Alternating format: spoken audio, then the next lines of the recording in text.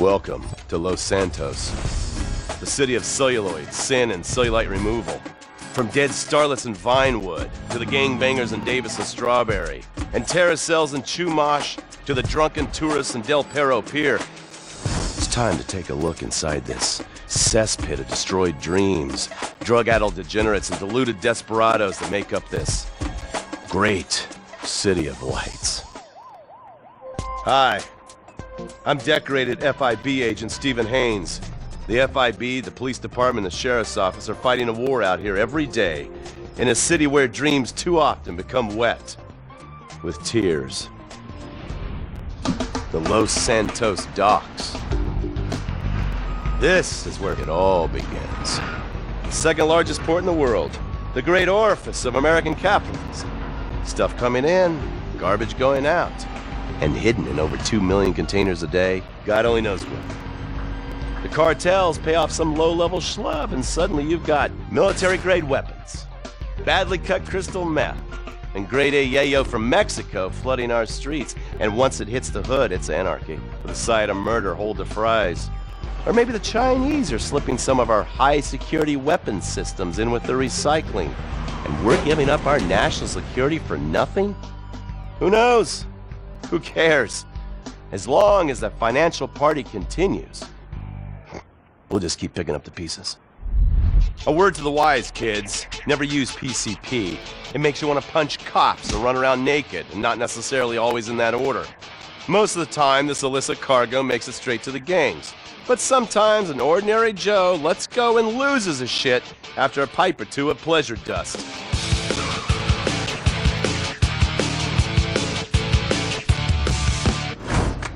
The Vagos. Bloodthirsty Chicanos with a predilection for pain, papaya juice, and spicy plantains. They're one of the largest Mexican street gangs in the city, with rumored connections to several major mafias. While half the battle out here is fought with guns, the other half is with informants. Sometimes you need to become the bad guys to bust the bad guys. All right, guys, let's go. When the Ballas and the families aren't shooting each other, they're selling the dope that the junkies are shooting into their veins. The families love sports almost as much as they love banging. Flashy, arrogant, competitive, and aggressive, they are lifelong bitter enemies of the Ballas. Wearing the colors of the feud or the Corkers, the families call themselves Gang Green. Of course, like all families, they love a good squabble. Subdivided into sets, such as the Chamberlain Gangsters or the Carson Avenue set, it turns out the families love shooting each other almost as much as they love shooting Ballas. Now, the LSPD have had many run-ins with various family sets over the years. With the Ballas, the FIB take a more community outreach approach. Hey guys, stay out of trouble now. Suck my Steve Haynes.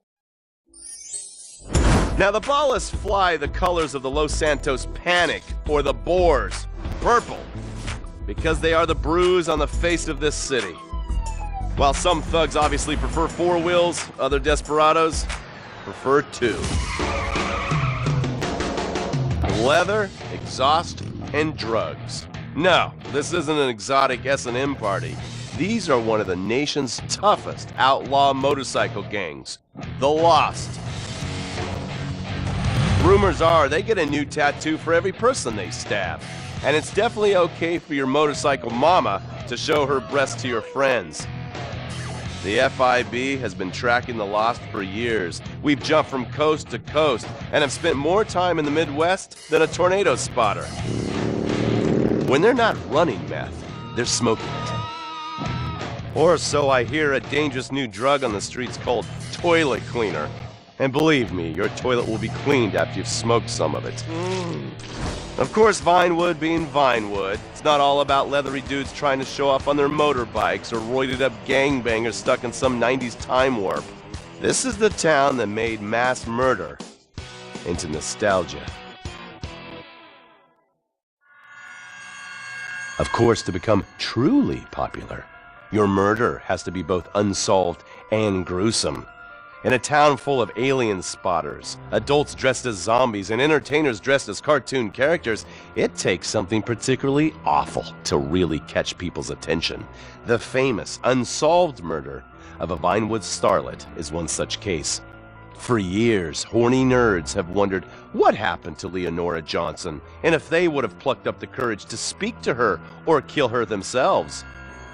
It's inspired filmmakers, writers, and copycat killers. Conspiracy theorists have blamed various celebrities, the mayor, the Soviets, short skirts, women's liberation, and hidden aliens embedded amongst us for the murder. But not all crime is premeditated. Maybe drinking's your thing. Look at this drunken buffoon, proving that there doesn't always need to be criminal intent to cause serious criminal damage. Or maybe you're just an overprivileged poppycock, living on daddy's pension and protesting about the unfairness of capitalism. Maybe stock market manipulation is your bag, or loan sharking, double identity theft, assassination, or even worse, swinging. On our next episode, I, Stephen Haynes, will show you the flashier side of crime in Los Santos, illegal street racing, cocaine, and vice. Yes, speed, snort, and sex. The alliterative threesome that helped hook America on the underbelly of paradise.